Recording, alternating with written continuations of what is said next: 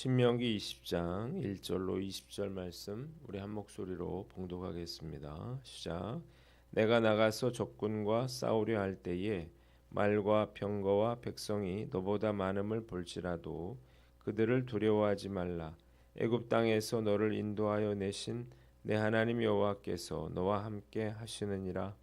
너희가 싸울 곳에 가까이 가면 제사장은 백성에게 나아가서 고하여 그들에게 말하여 이르기를 이스라엘아 들으라. 너희가 오늘 너희의 대적과 싸우려고 나아왔으니 마음에 겁내지 말며 두려워하지 말며 떨지 말며 그들로 말미암아 놀라지 말라.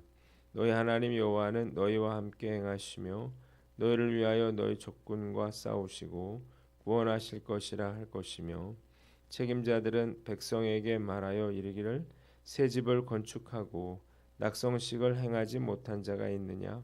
그는 집으로 돌아갈지니 전사하면 타인이 낙성식을 행할까 하노라. 포도원을 만들고 그 과실을 먹지 못한 자가 있느냐? 그는 집으로 돌아갈지니 전사하면 타인이 그 과실을 먹을까 하노라.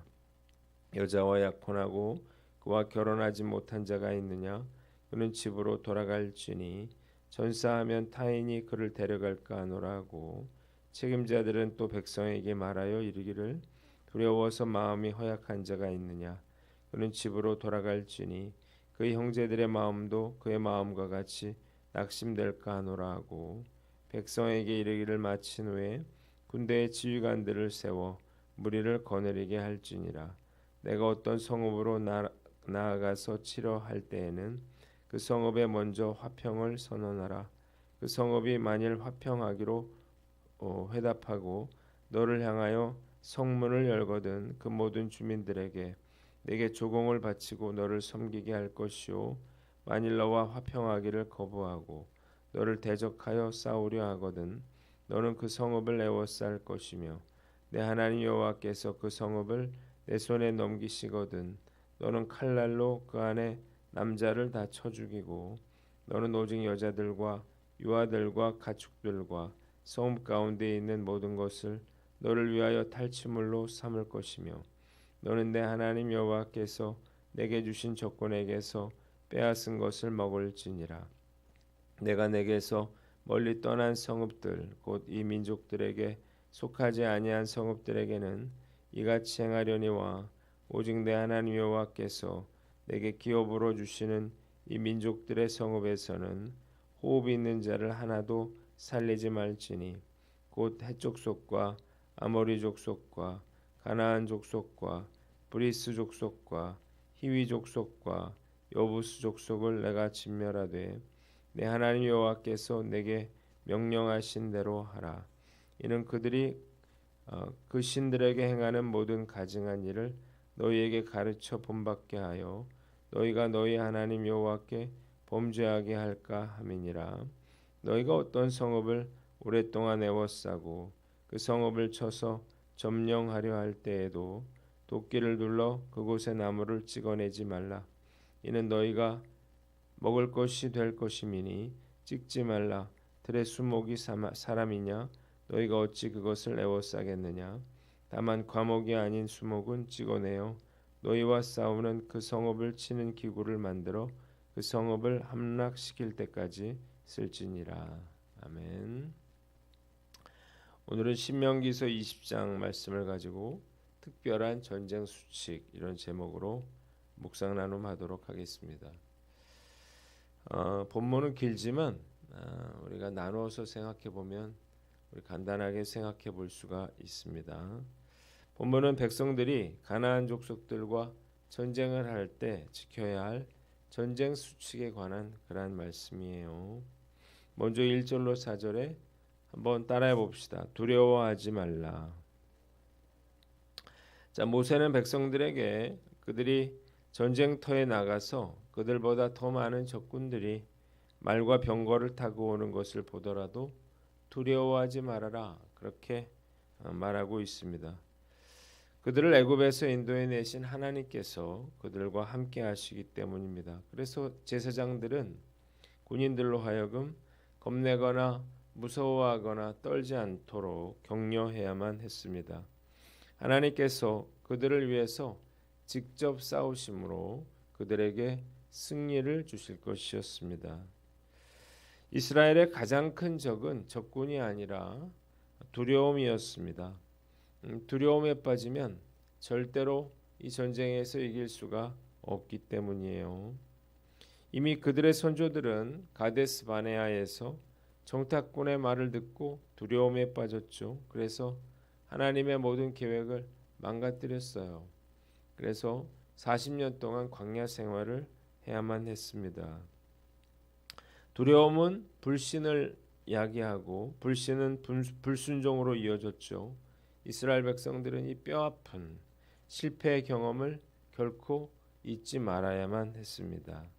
한번 따라해 봅시다. 현실이 아니라 하나님을 바라보라. 자, 모세는 1절에 병거와 백성이 너보다 많음을 볼지라도 두려워하지 말아라 그랬습니다. 전쟁을 할 때 병거와 군사는 절대적으로 중요하죠. 그러나 병거와 백성이 적더라도 이스라엘 백성들은 반드시 이 전쟁에서 승리할 것이었습니다. 하나님께서 그들과 동행하시고 그들을 위해서 싸우실 것이기 때문이에요. 전쟁의 성패는 말과 병거에 있는 것이 아니라 하나님께 달려 있는 거죠. 때문에 그들이 해야 될 일은 현실의 상황과 형편이 아니라 그들을 구원하실 하나님을 바라보는 것입니다. 두려움에 관한 그런 이야기 중에 인도설화에 이런 이야기가 있습니다. 한 마술사가 고양이 앞에서 떨고 있는 쥐를 보고 불쌍한 마음이 들었어요. 그래서 마술을 부려서 이 쥐를 고양이가 되게 해줬습니다. 그러자 이 고양이가 또다시 두려워하기 시작했습니다. 이번에는 개를 보고 두려워한 거예요.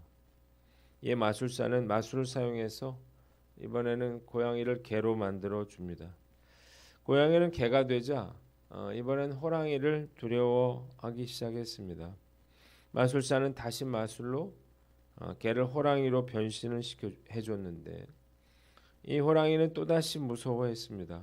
이번에는 사냥꾼의 엽총을 두려워한 거예요. 그러자 마술사는 이렇게 선언을 합니다.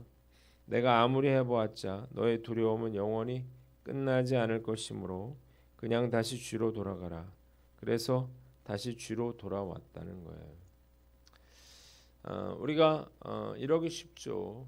어떤 문제가 있어서 그 문제만 끝나면 뭐 아무것도 두려워하지 않을 것 같지만 그 문제 해결되면 또 다른 문제로 인해서 우리가 두려워하면서 살아가는 거예요. 문제는 이 두려움의 폐해가 말할 수 없이 치명적이라는 거예요.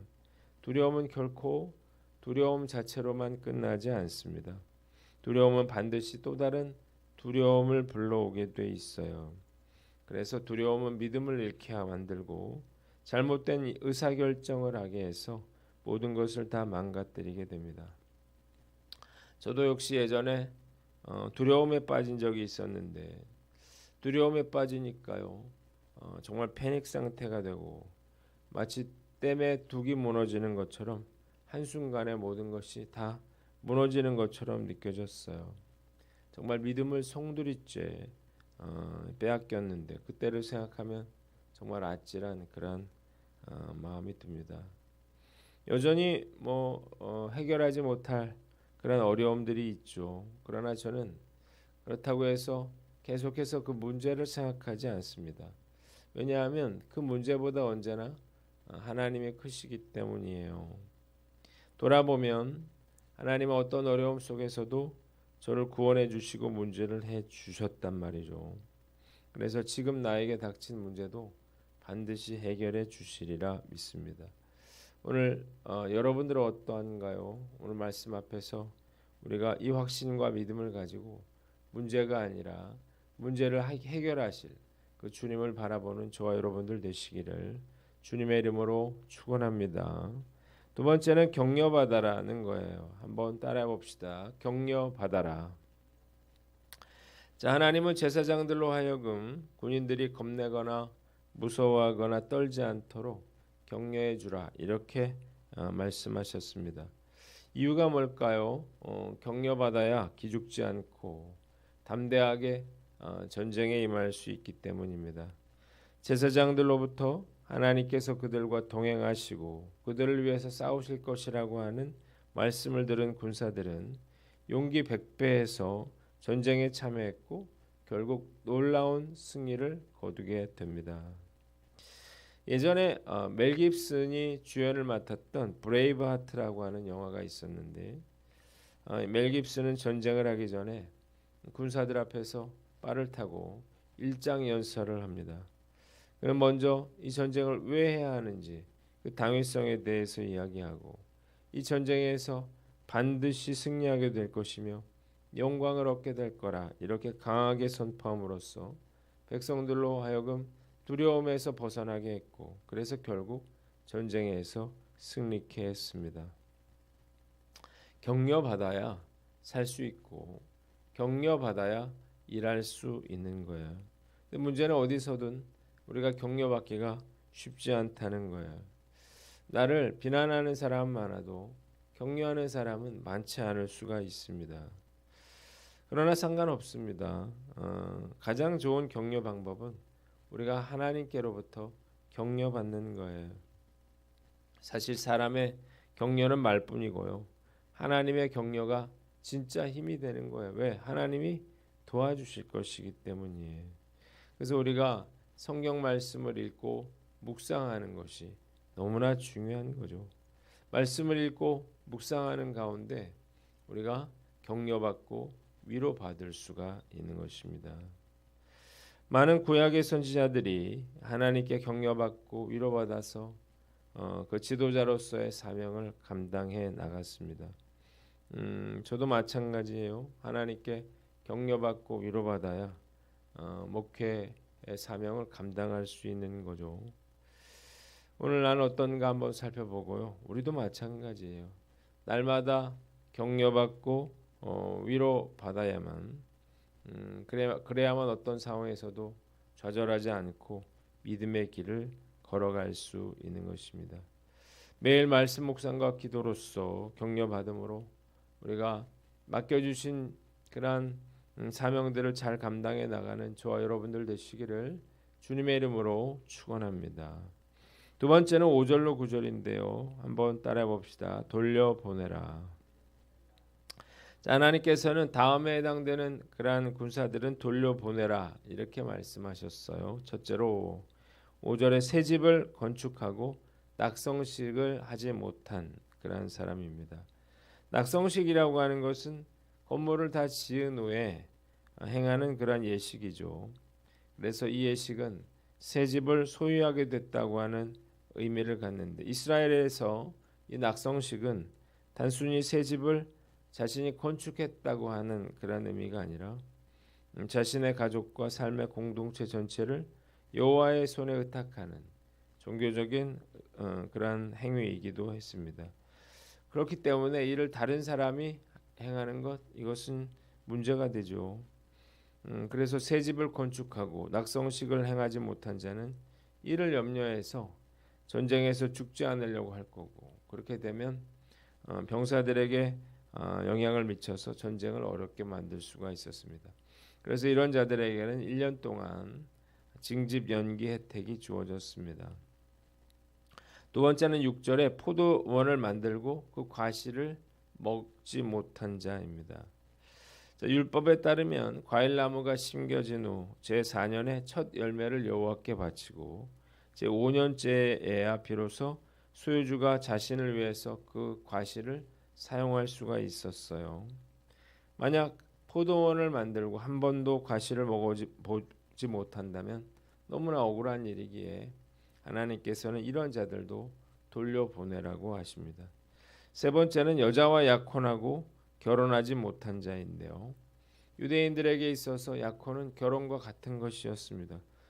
그런데 만약 약혼식만 하고 결혼식을 하지 못하고 죽는다면 그러면 문제가 되겠죠.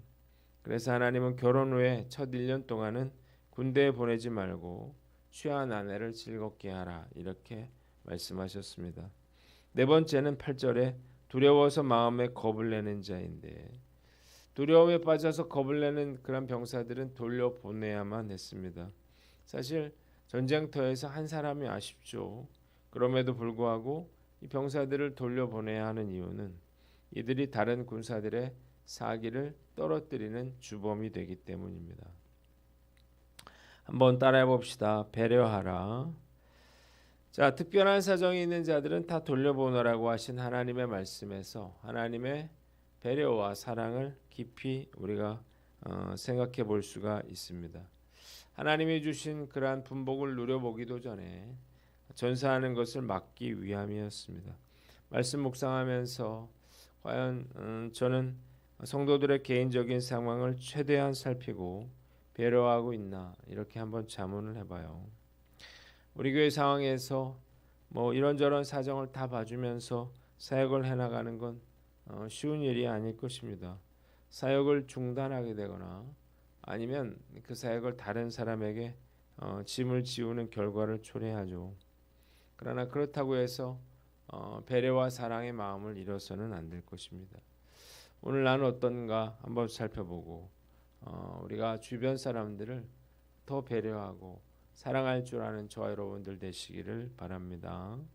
두 번째는 믿음으로 순종하라는 거예요. 자, 이 제도는 정말 승리를 하나님께서 주신다고 하는 확신을 갖지 않고서는 순종하기 어려운 그러한 명령이죠. 아까 말씀드린 것처럼 단 한 명이 아쉬운 그런 전쟁터에서 이런저런 이유로 군사들을 다 돌려보낸다면 전력에 큰 타격을 줄 것입니다. 그러나 하나님께서 이들을 돌려보내라 이렇게 말씀하신 이유는 이들로 인해서 다른 사람들의 사기가 떨어질 수 있기 때문입니다. 이 전쟁에서 가장 중요한 것은 백성의 숫자가 아니었습니다. 하나님을 향한 믿음이었어요. 왜냐하면 이 전쟁은 군사들이 하는 게 아니고 하나님이 하시는 전쟁이기 때문이죠. 만약 이런 자들이 두려움에 빠져서 다른 군사들의 믿음까지 흔들리게 만든다면 이것이야말로 위험한 일이었기에 이런 자들은 돌려보내라고 말씀하신 것입니다. 하나님의 일은 믿음 없는 다수가 아니라 비록 소수일지라도 담대함과 확신을 가진 그런 사람들에 의해서 이루어진다는 사실을 믿으시기를 바랍니다. 하나님의 행하시는 일에 있어서 숫자는 별로 중요한 일이 아닌 것 같아요. 생각해 보니까 우리 교회는 작은 교회지만 한 번도 우리가 하고 싶은 일을 하지 못한 적은 없는 것 같아요. 매년 전도 집회를 파주시민회관 빌려서 1년에 2번씩 하고 있고 작년에는 청년의 해외 아울리치도 시작을 했죠. 내년에도 갈 겁니다. 그리고 올해 여름부터는 청년회가 국내 아울리치를 시작한다 그러는데 얼마든지 할 수 있다고 봅니다. 하나님이 행하시는 일이기 때문이죠. 매주 새로운 분들이 전도되고 있는데 지난 주일에도 교회 학교에 3명, 그리고 중고등부에 1명, 장년부에 2명이 전도가 됐는데 전도 어렵다 하지만 결코 불가능한 일은 아니에요. 오늘 난 어떤가 한번 살펴보고 어떤 불가능해 보이는 일이라도 우리가 믿음으로 순종하는 저와 여러분들 되시기를 주님의 이름으로 축원합니다. 마지막으로 10절로 20절 말씀인데 명령대로 하라는 거예요. 자, 모세는 병역 의무자의 자세에 이어서 전쟁 수행 지침을 시달을 하는데 10절로 14절에는 첫째로 가나안에서 멀리 있는 성읍에는 전쟁 전에 먼저 화친을 제의하라는 것입니다. 그래서 화친을 제의해서 받아들이면 조공을 받고 섬기게 하고 거절하면 성읍을 공격해서 남자는 모두 죽이고 여자와 유아 및 탈취물은 전리품으로 챙기라는 것입니다. 두 번째 16절로 18절에 가나안 땅의 거민들은 전멸시켜라는 것입니다. 자, 왜 이유가 뭔가요?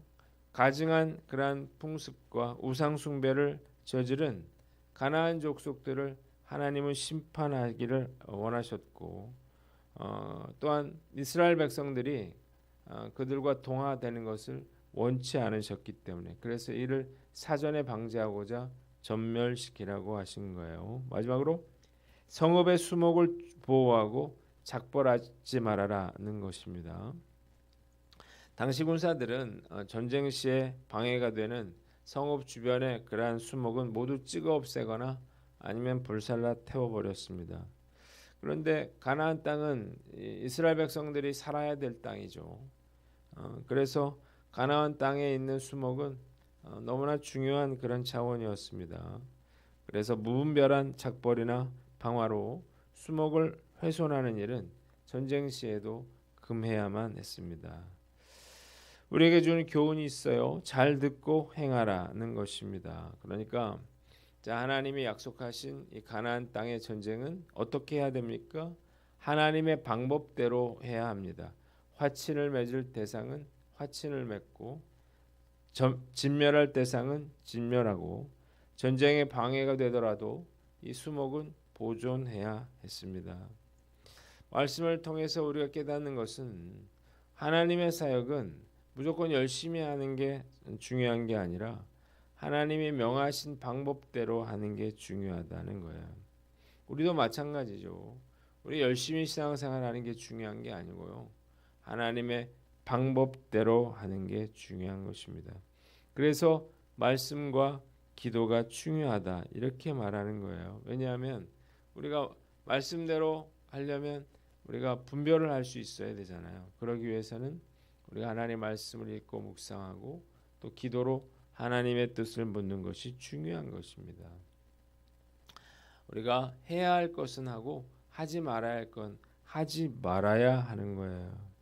오늘 난 어떤가 한번 살펴보고 말씀과 기도로 하나님의 뜻을 분별하여 하나님이 하라는 것과 하나님이 하지 말라는 것에 순종함으로 우리가 하나님의 그러한 사명을 뜻을 잘 감당해 나가는 저와 여러분들 되시기를 주님의 이름으로 축원합니다. 기도하겠습니다. 하나님 아버지, 우리가 두려워하지 않게 하여 주시고 주님, 우리가 온전히 어떤 말씀에도 순종하게 하여 주시옵소서.